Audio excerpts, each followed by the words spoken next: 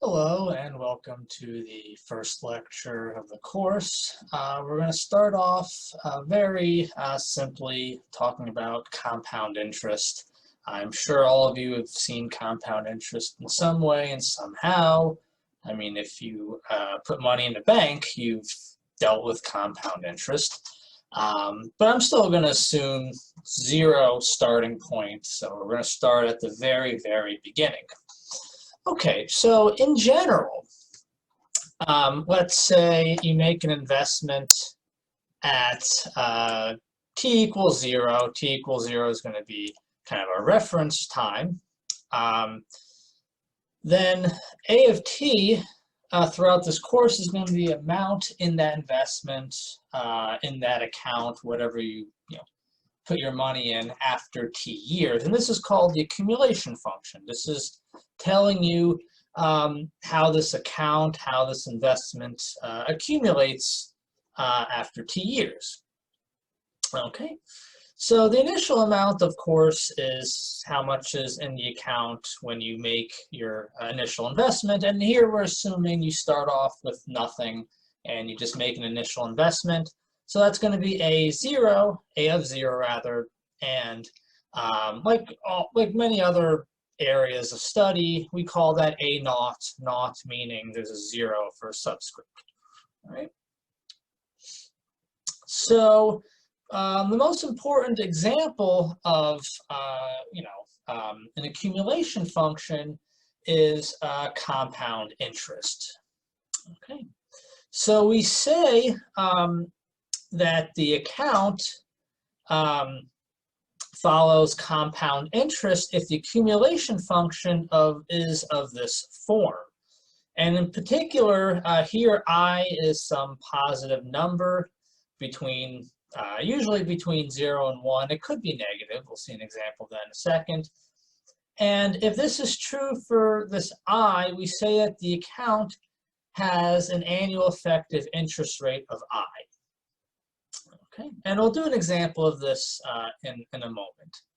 So in general, little a of t is going to denote the growth factor of an investment, an account, etc. And that's just the amount after t years if you invest $1. Okay. And in general, the growth factor and the accumulation factor are connected by, the growth factor is just given by A sub naught times A of t. And this makes intuitive sense if you think about it. For example, if $1 grew to be $2 after 5 years, and you initially invest $5,000, well, intuitively, if $1 grew to be $2 after 5 years, $5,000 should grow to be $10,000 after 5 years. And that's how all practical investments work, at least for the purposes of this course and for most purposes. I mean, this is certainly how bank accounts work, how stocks work, et cetera, et cetera. Okay. And finally, the percentage growth formula for the account after t years is just 100 times A of t minus 1%. And if this formula doesn't mean a whole lot, we'll practically use it to illustrate it. Okay, so let me do an example of compound interest. I'll just plug and chug into the formula and then I'll unravel what's going on because it's extremely important to have a firm understanding of what's going on. So we have $1,500 invested initially.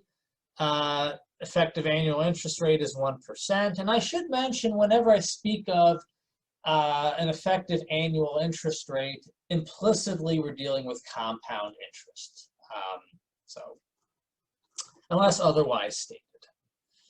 Okay, so just plug and chug into the formula. Really not much to that. We get $1,565 and roughly 93 cents. So all my calculations are going to be taken to 5 digits just because I'll put a lot of intermediary steps in the calculations I do. And if I don't do 5 digits, I'll get answers that kind of round off not very accurately. On quizzes or exams, you can do really whatever you want. Up to rounding to the cent, the nearest cent is perfectly fine. I check carefully each person's quizzes and exams, so even though you'll get a final answer possibly a little different than mine, if you did all the work correctly, I don't care how you round. I'm perfectly happy. And different institutions, accounting institutions, the Fed, they might do different round offs. So there's no one way to round off correctly. Okay, so what's really going on here? Well, the idea is very simple. Okay, so you invest $1,500. That grows by 1% at the end of 1 year. So that means you have $1,515. At the end of 2 years, that amount grows by a further 1%. So that means you have, well, if 15 grows by 1%, you get $1,530.15.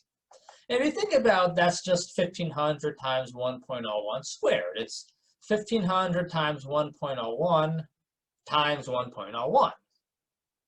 Okay, and we just repeat this logic. Let's go to 9 years. At the end of 9 years, we have $1,640 and roughly 53 cents. That grows by 1% to give me $1,656 and roughly 93 cents. And if we use the same logic here, this is just 1,500 times 1.01 to the 10th, which matches the formula here. Okay. Yeah, so hopefully this logic makes sense. I think it's pretty straightforward. And to some degree, that's all there. If you understand this, you understand compound interest, and you understand an important part of this course. So before I forget, I want to just mention that after we finish talking about compound interest, and we'll talk a little bit about simple interest, which is a way of doing interest for very small time periods that particularly financial institutions often use. After that, we're going to talk about annuities, which is, I've heard a student in my previous class last semester say there was a huge leap in the challenge between compound interest and annuities. I'll try and ease that transition a little bit, but just be warned, there will be a leap of challenge in this course, maybe in the next 2 or 3 weeks, which is inevitable, right. So anyway, let me make one important point absolutely clear immediately, and that is, well, you're never going to have an interest rate being the same, or not never, but rarely interest rates are going to be exactly the same year after year after year. For example, right now, interest rates are at historical lows, particularly if you have a mortgage and you haven't refinanced it already. It's a good time to refinance your mortgage. And we'll actually talk about that in detail, how to do calculations to determine when it's good to refinance or not. We'll talk about loans and mortgages in a lot of detail, maybe in a few weeks.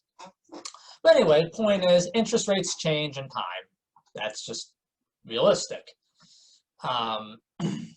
So let's do an example on how to do calculations with accumulated value, or rather the accumulation function, and the growth factor when interest rates change. And rather than write down a formula, which is going to be inevitably messy, it's much easier just to illustrate this through an example. Okay? So here's an example. Let's say I invest $1,000 in NV Global Equity. Find the amount after 5 years in the account, and find the 5-year growth factor. Okay, so each 1 year effective annual interest rate is given here for the respective year. for NB Global. Okay, so let's just do this step by step. Just think this through logically. So at the beginning of 2010, I invest $1,000.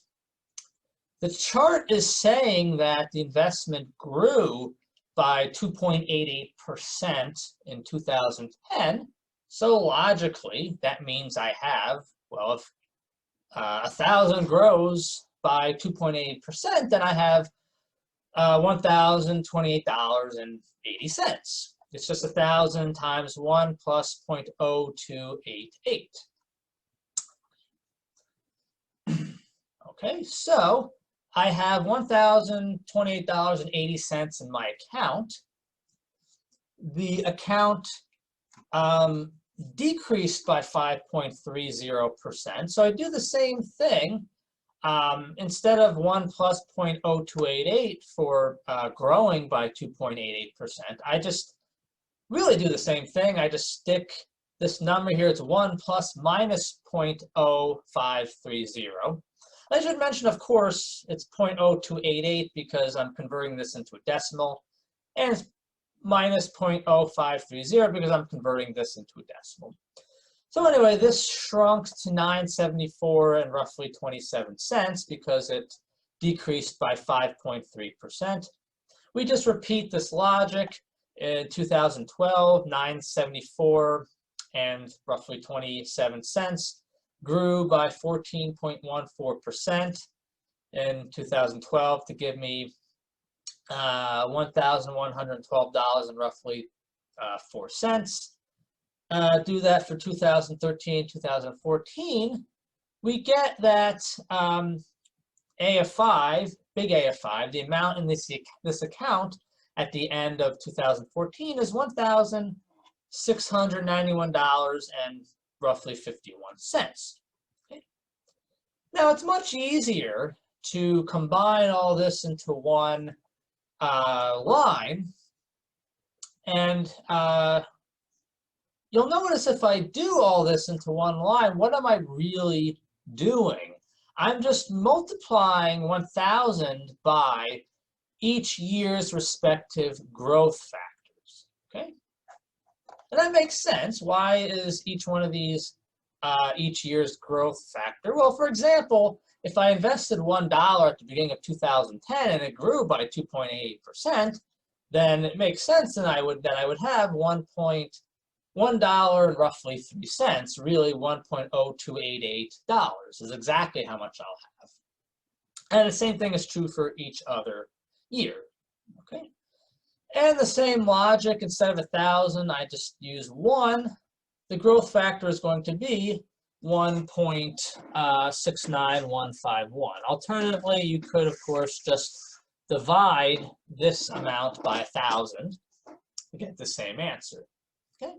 And also the percentage growth over the 5 years is just plug into the formula, subtract 1 times 100, which would give you 69.151%. And what does that practically tell you? That's practically telling you that the account grew over this 5 years by 69.151%, which makes sense. If the account grew by 69.151%, then $1,000 will become $1,691 and roughly 51 cents. Okay. Okay, so let's do the same thing except starting at 2012. Okay, and let's find also the 3-year growth factor. So I want to make clear, it's implicit, but I want to make very explicit that, of course, the reference time corresponding to T0 will change from problem to problem. In the example I just did, T equals 0 corresponds to 2010, the beginning of 2010. Here, T equals 0 corresponds to the beginning of 2012. Okay, otherwise, everything's basically the same. We start off with $1,000 at the beginning of 2012. That grows by 14.14% to give me $1,141.40. That amount grows by 33.57% to give me $1,524 and roughly 57 cents. And that finally grows by 13.88% to give you $1,736 and roughly 18 cents. And like before, it's a little easier, well, quite a bit easier, to just multiply all these growth factors together to get same answer, $1,736 and roughly 18 cents. Divided by 1,000, or just use the same logic and stick a 1 here instead of 1,000, we get a growth factor of 1.73618. And that means the percentage growth over the 3 years, just subtract 1 times 100 is 73.618%. Again, makes perfect sense. If the account grows by 73.618% over 3 years, and you invest 1,000 at the beginning of those 3 years, you're going to get back $1,736 and roughly 18 cents. Okay, so let's talk about a very important topic we'll use throughout the rest of the course, and that's discussing the equivalent effective annual interest rate. So let's say A of T is as before. It's just how much you have this in this account after T years, in this fund, investment, whatever. Okay. We say I sub T is the effective equivalent annual interest rate, or for short, the average annual return. There's other terms people use for it. But we say I of T is the average annual return over T years if the account's growth factor is given by 1 plus IT to the T. Okay, so this is just a definition that might be devoid of meaning. So I'm going to do an example in a second to really put this into context. But this is really something that's quite important. And the reason why it's quite important is because this roughly gives you kind of the average effective annual interest rate for the whole time period. It's roughly going to give you that. And it really practically gives you a benchmark to compare this investment over other investments. Okay? Particularly if your average annual return is sufficiently good, then you're going to say, hey, this is a pretty decent investment compared to other average annual returns. Okay. Another way of thinking of this is that, and really what's going on, is that and I'm putting this on Blackboard, not just saying it, because this is really what's going on. This is really practically what's going on. And what's going on is that the investment growth after T years is exactly the same as earning a yearly interest rate IT for T years. When I say a yearly interest rate, I mean a constant yearly interest rate. Okay, like I said, rarely do you ever truly get a constant interest rate for T years. What we're saying is that over the T years, this fund behaves as if it has this constant interest rate. Okay, and that allows you to really kind of think, okay, well, really, on average, how good is this investment over the T years? Okay, so let's do an example. Let's actually verify the 3-year and 5-year average annual return in the table for NB Global Equity. And I should mention this table is taken from the book. So they do this example in the book. Also, it is on page 6.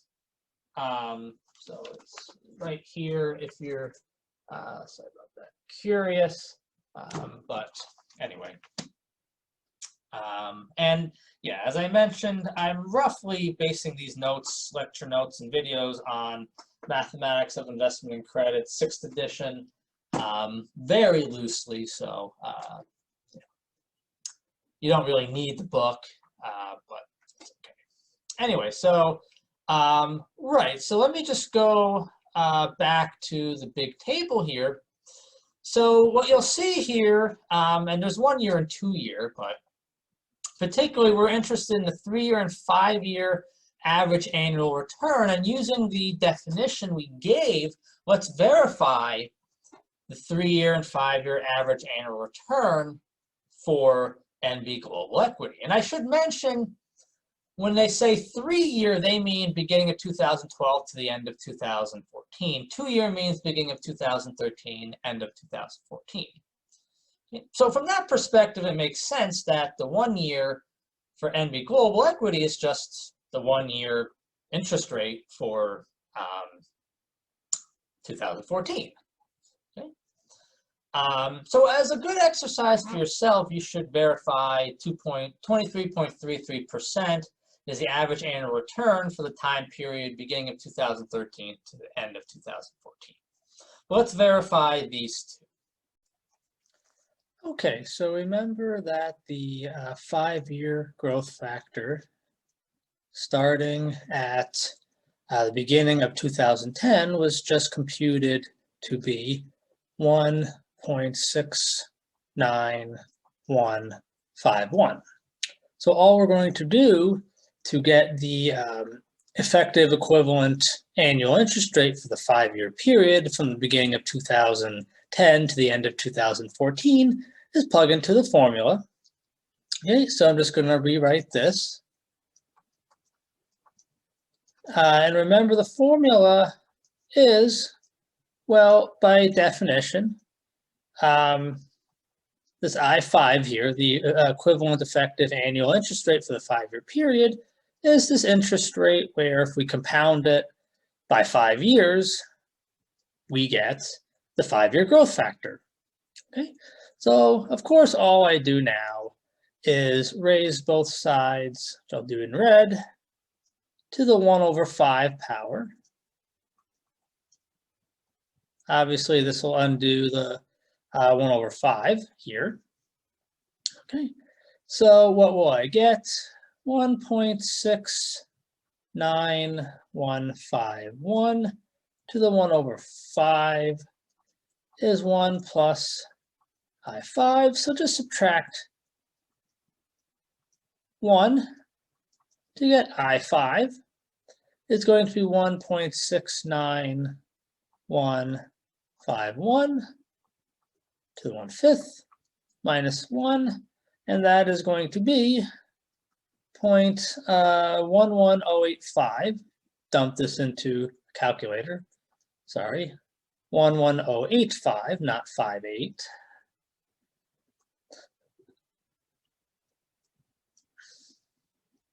And this is going to be 11.085%. Okay, and I want to get it as a percentage because I just want to check this with the table and check that we get basically the same answer that's in the table for the 5-year growth factor. So I just multiply by 100 to get this percentage. I basically do the same thing for the 3-year growth factor starting at the beginning of 2012. Remember, we computed that to be 1.73618. Okay, so right, we use the same formula.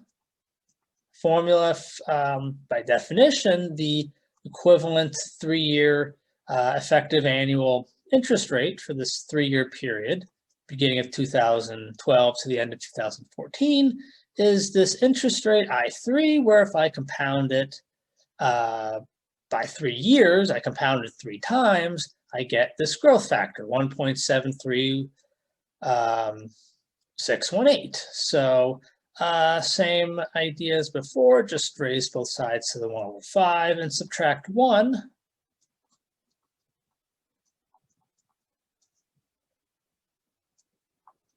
I get, what do I get? 20189.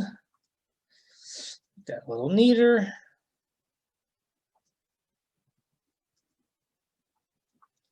And again, just multiply by 100 to get 20.189%. All right, let's just check that this coincides with what the table says, and it does. For the 5-year growth factor, we got 11.085%. That's basically 11.08%. And for the 3-year growth factor, we got 20.189%. They have 20.19%.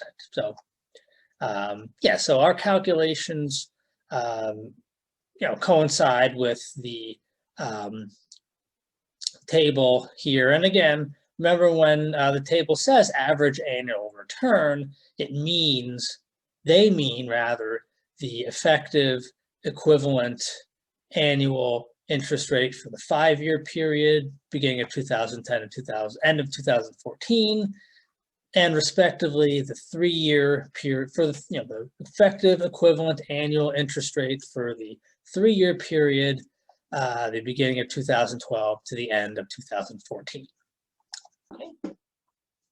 And again, what does this mean? This means that roughly speaking, on average, your yearly interest rate is going to be 11.08% for the 5-year period, 2010 to 2014, beginning of 2010 to the end of 2014, and roughly on average, you're going to get an interest rate of 20.19% on the for the 3-year period, beginning of 2012 to the end of 2015. What it exactly means is that for the 5-year period, this fund behaves exactly like a 5-year an account where you have a constant interest rate of 11.08% for those 5 years.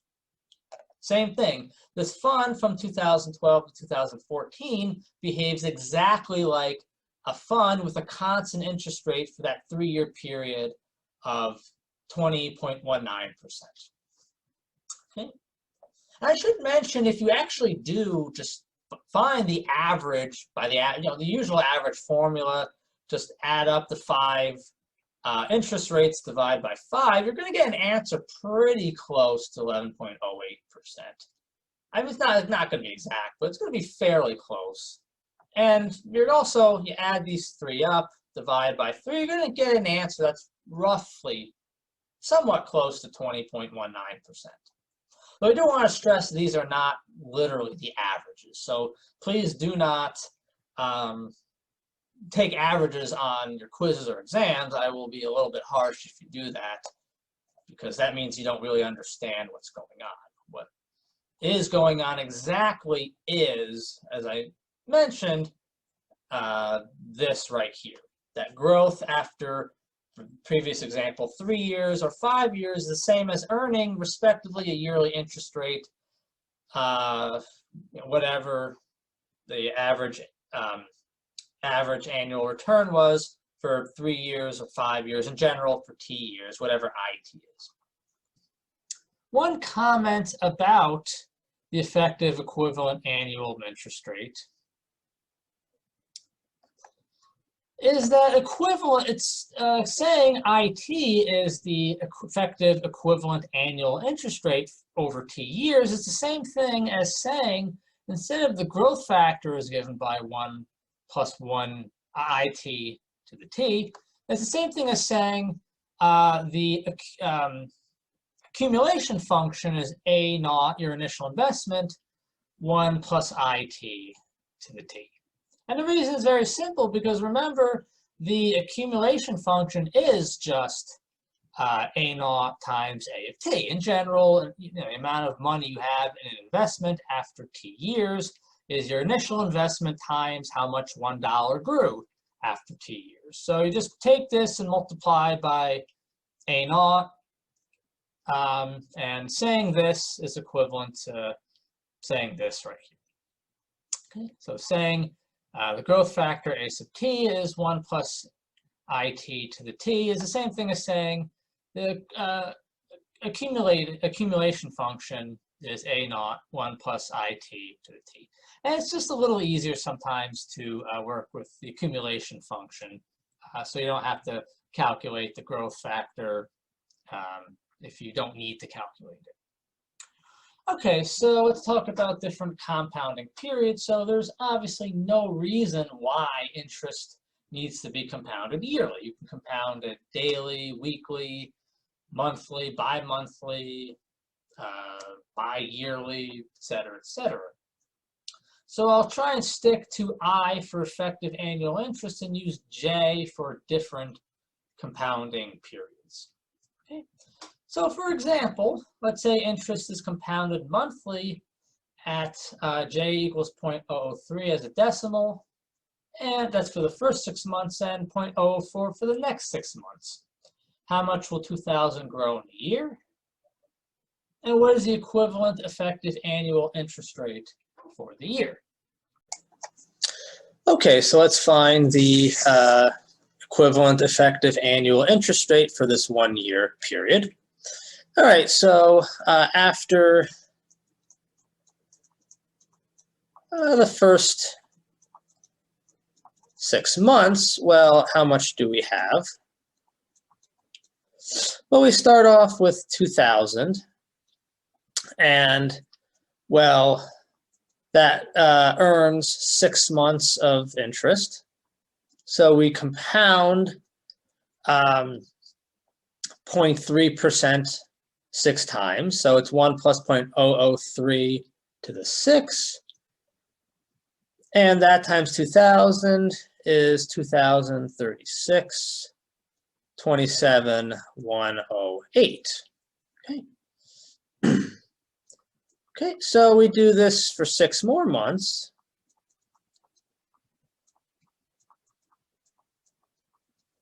Okay, here we have an interest rate of 0.4%. So this 2,036 and roughly 27 cents again earns another 6 months of interest. So using the same kind of logic. And here, of course, I'm using the logic basically that we've fairly extensively talked about in terms of compound interest. So hopefully this is clear. Should be, really not much going on here, really. Just, again, earning 6 months of interest.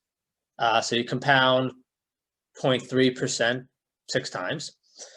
So it's 2036, 27,108 earns 6 months of interest at 0.4%. So that's going to be 20,085.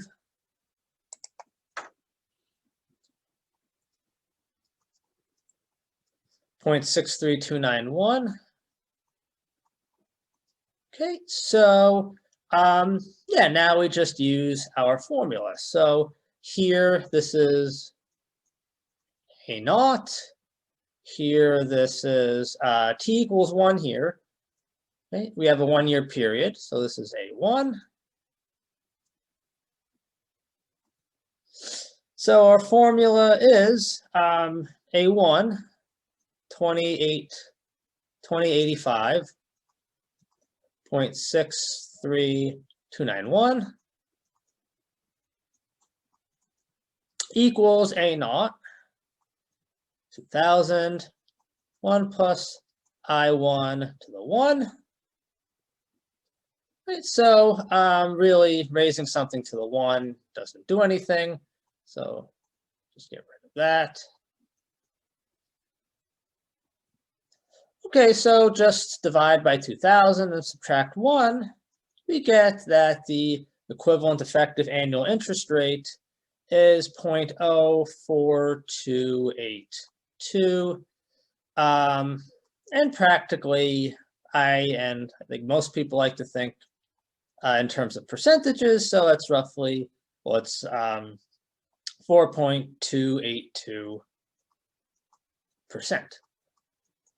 And I think this problem illustrates very well the utility of an equivalent effective annual interest rate. And if it's hard to appreciate this, you'll definitely appreciate it as you take more business and finance courses.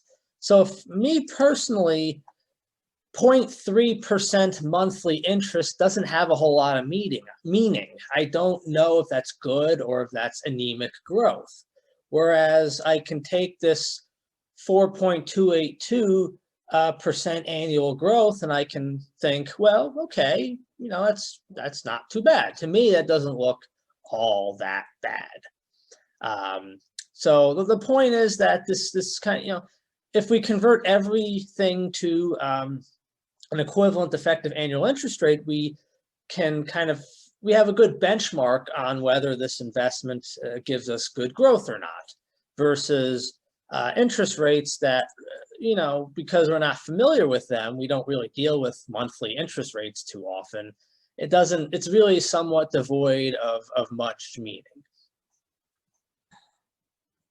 So when t is in years, and you want to use your formula for compound interest, you can still plug in t if t is not an integer. You just have to make it as a fraction of a year. And the standard convention, the standard actuarial convention, and probably standard for other different fields, though accounting and different financial institutions might use something slightly different. But so for us, we're going to just keep things simple and assume there's 365 days to a year. That's true unless you have a leap year.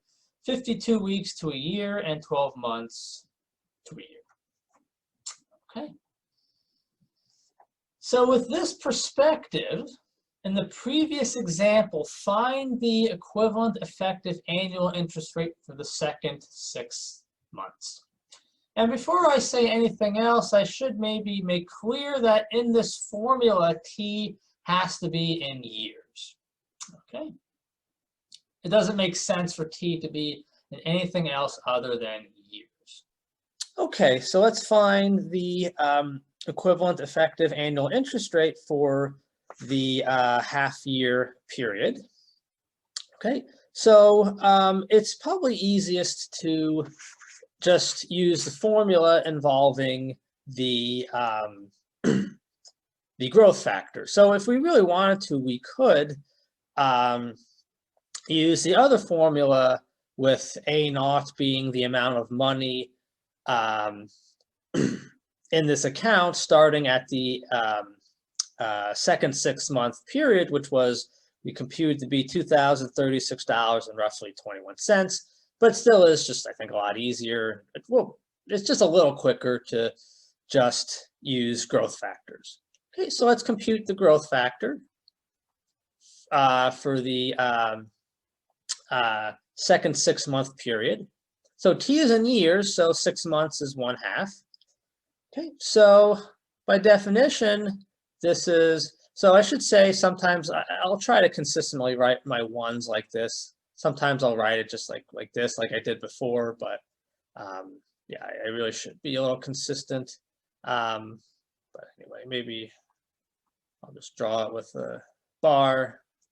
Anyway, so let's see what $1 does. Well, for the second 6 month period, we have 0.4% monthly interest. So like before, we just compound 0.004. Well, we compound that interest 6 times. So it's 1.004 to the 6th. That's 1.02424. Okay. Right, we just chug into our formula. It's a to the 1/2.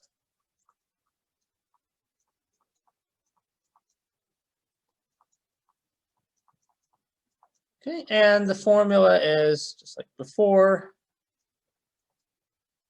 just I, your time period in years raised to the, well, time in years. Great, so, oops, yeah, so we just very easily, very quickly raise both sides to the We'll square both sides.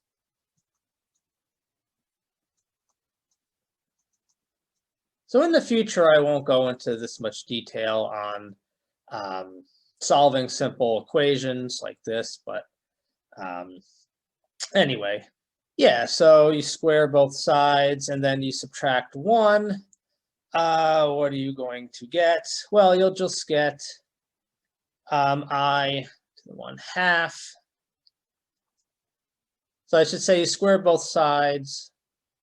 The square undoes the 1/2, so these go away. And now I just subtract 1. And if you do that, you're going to get 0.04907. So 4.907%. Okay. Yeah, and you should try this problem using A naught is $2,036 and roughly 21 cents. It was 21,708. You should try doing it like that, like we did in the previous example, to check that you get the same answer. It'd be a good exercise to make sure you know what you're doing. You understand this. Okay, so let's do one more simple example.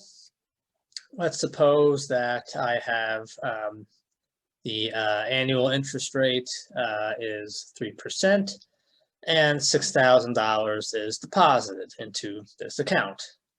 How much do you have after 5 days, and how much do you have after 3 months? Okay, so yeah, these are pretty straightforward. So so based on what we talked about a second ago, 5 days would correspond to 5 over 365. Okay, so right, so basically at 3% effective annual interest. So when I say annual interest, I mean effective annual interest. We'll get into nominal interest in a little bit, but yeah, anyway. So if I say one versus the other, annual interest, effective annual interest, right now I mean exactly the same thing. So right, so it's 1.03, 1 plus 0.03. Just plug in t equals 5 over 365. Not much to that. And so, right, this is just 6,000. Sorry, I don't know why I have 2,000 here. It should be 6,000. So you get $6,002 and roughly 43 cents. And 3 months, well, it's just 3 over 12. So yeah, same idea, just plug in 3 over 12 for your t. And this is going to be $6,044.50.